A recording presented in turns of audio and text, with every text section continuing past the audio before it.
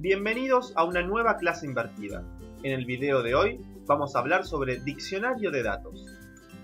Un diccionario de datos es un repositorio único para todo el proyecto de desarrollo del nuevo sistema. Nos ayuda a conceptualizar el sistema y la forma en que éste necesitará trabajar.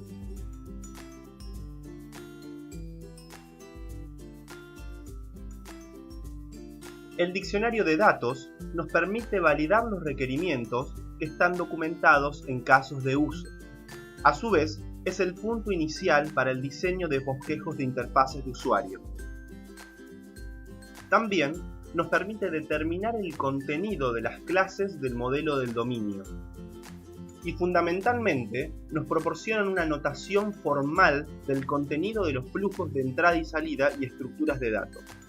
Pero, ¿qué son los flujos de entrada y salida? ¿Qué son las estructuras de datos? De la interacción entre los actores y el sistema surge un intercambio de información.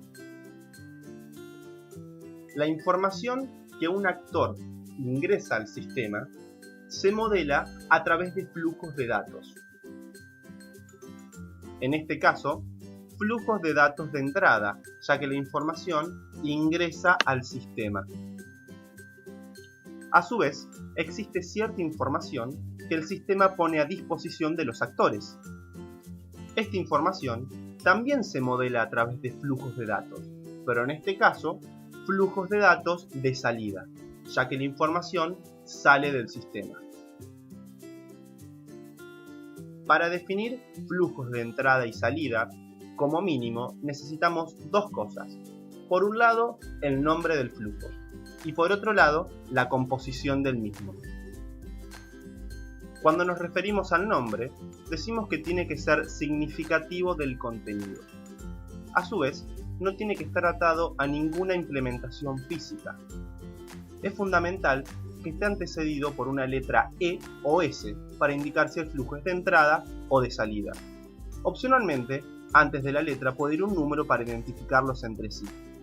Y si el nombre del flujo tiene más de una palabra, podemos definir una convención y es fundamental respetarla durante todo el modelado. Por ejemplo, podemos decir que la primera palabra esté en minúscula y las siguientes en mayúscula, o podemos separarlas con guión medio o guión bajo. Cuando hacemos referencia a la composición de los flujos, decimos que estos pueden estar formados por elementos de datos, o también conocidos como atributos, y estructuras. Ahora vamos a hablar sobre los elementos de datos, también conocidos como atributos, datos primitivos o datos elementales. Son los bloques básicos para todo lo demás. Son aquellos para los cuales no existe una descomposición significativa. El significado de ellos depende del dominio del sistema. Con esto hacemos referencia a que un mismo caso, dependiendo del dominio del sistema, lo podemos modelar de diferentes maneras. Por ejemplo, si deseáramos modelar un domicilio, lo podríamos hacer con un solo atributo, llamado domicilio, donde contenga toda la información, o podríamos tener varios atributos en donde todos juntos nos hagan referencia al domicilio. La elección de alguna de las opciones está dada, como dijimos antes, por el dominio del sistema en estudio. Cuando definimos elementos de datos, como mínimo debemos definir el nombre. Este tiene que ser significativo de lo que el elemento representa y a su vez debe seguir las mismas consideraciones que definimos previamente para los nombres de los flujos de entrada y salida. A su vez, los atributos pueden pertenecer a un tipo de elemento. Como se puede ver en la tabla, existen tres tipos de elementos de datos. Los numéricos, que admiten valores numéricos enteros o no enteros, los alfanuméricos, que son cadenas de caracteres, y los booleanos, que admiten solo verdadero y falso. A su vez, dentro de los elementos numéricos y alfanuméricos, existen los tipos discretos, que son elementos que contienen un conjunto finito de valores.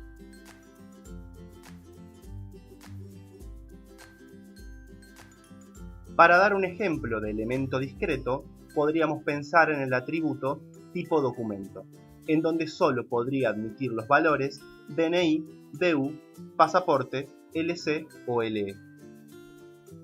También puede ser de suma importancia indicar la longitud en caracteres de un elemento de datos.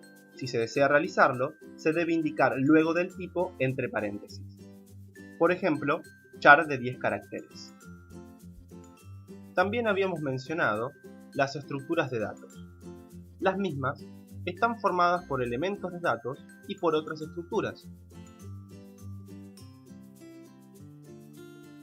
Fundamentalmente, se crean con el fin de aportar claridad y además para agrupar elementos de datos para su uso en otras estructuras y/o flujos de datos. Para definirlas, como mínimo, necesitamos establecer un nombre, el cual debe ser significativo del contenido de la estructura y además debe seguir las mismas consideraciones que para los nombres de los flujos y elementos de datos. A su vez, al final del nombre suele ponerse una E entre paréntesis para indicar que se trata de una estructura. Finalmente, debe establecerse la composición de la misma, que está dada por elementos de datos y otras estructuras. Resumiendo un poco lo que vimos anteriormente, tenemos flujos de datos, los cuales están formados por elementos de datos y/o estructuras de datos.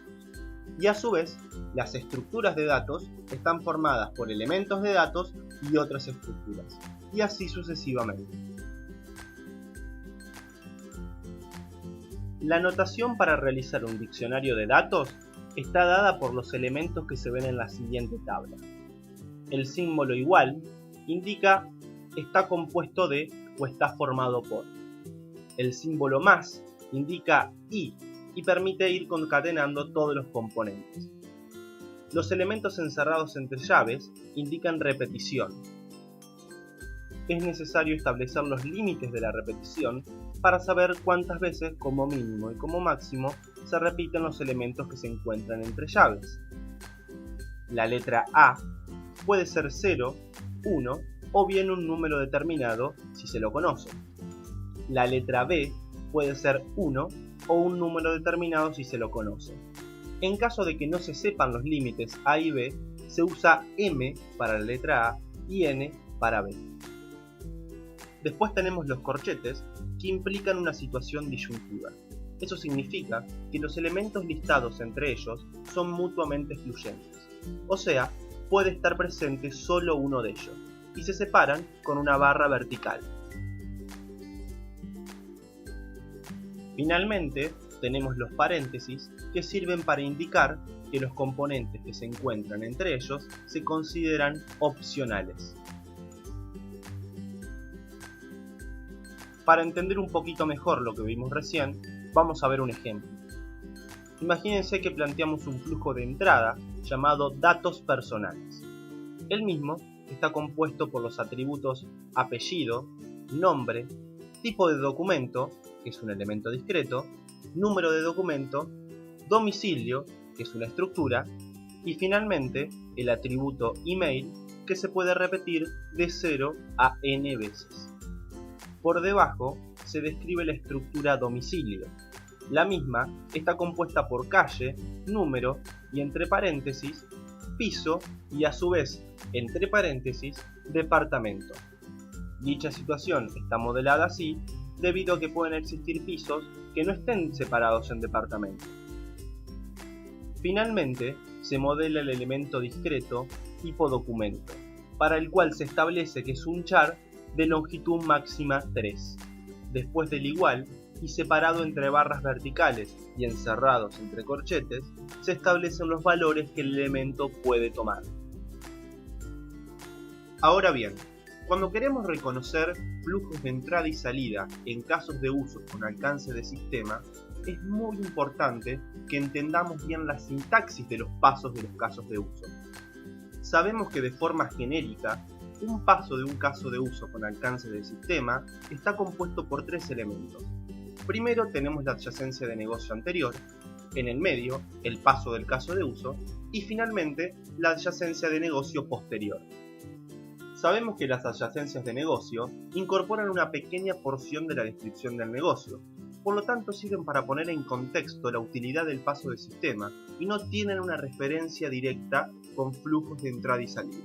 Solo nos van a ayudar a entender el contenido.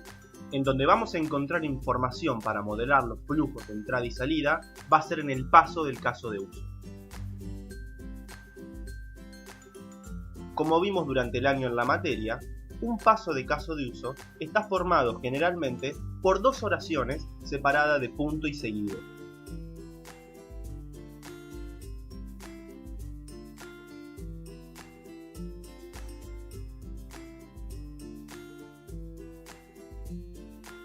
La primera oración nos describe qué es lo que el actor ingresa al sistema.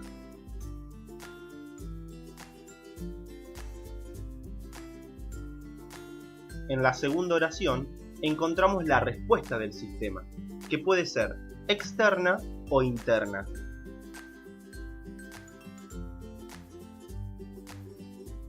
La fuente de los flujos de entrada y salida se van a encontrar en lo que ingresa el actor al sistema y en la respuesta externa del sistema.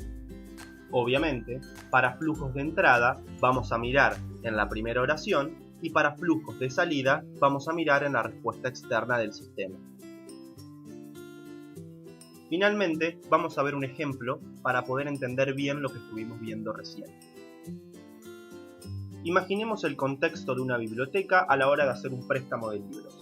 La meta del caso de uso es llevarse los libros para leer, y los actores serían el socio y el bibliotecario. El paso del caso de uso a analizar dice lo siguiente. Cuando el socio eligió los libros, el bibliotecario ingresa los datos del préstamo. El sistema valida que el socio no adeude cuotas ni esté inhabilitado, registra el préstamo y emite un comprobante. Luego, el bibliotecario entregará el comprobante junto con los libros al socio. Si desglosamos el paso del caso de uso tratando de encontrar los componentes que vimos anteriormente, nos quedaría de la siguiente manera. El paso del caso de uso arranca diciendo cuando el socio eligió los libros. Ahí tenemos la adyacencia de negocio anterior. Luego sigue diciendo que el bibliotecario ingresa los datos del préstamo. Ahí tenemos lo que ingresa el actor al sistema. Sigue diciendo que el sistema valida que el socio no adeude cuotas ni esté inhabilitado. Ahí tenemos una respuesta externa por parte del sistema, ya que en caso de que la validación falle, el sistema debe mostrarle un mensaje al actor. Sigue con que el sistema registra el préstamo, eso es una respuesta interna. Luego dice que emite un comprobante, ahí tenemos una respuesta externa por parte del sistema. Y finalmente nos dice que luego el bibliotecario entregará el comprobante junto con los libros al socio. Ahí tenemos la adyacencia de negocio posterior. En las filas marcadas en rojo vamos a poder detectar flujos de entrada y salida. Hemos llegado al final de la clase invertida. Espero que les haya servido. Nos vemos en la próxima. Hasta luego.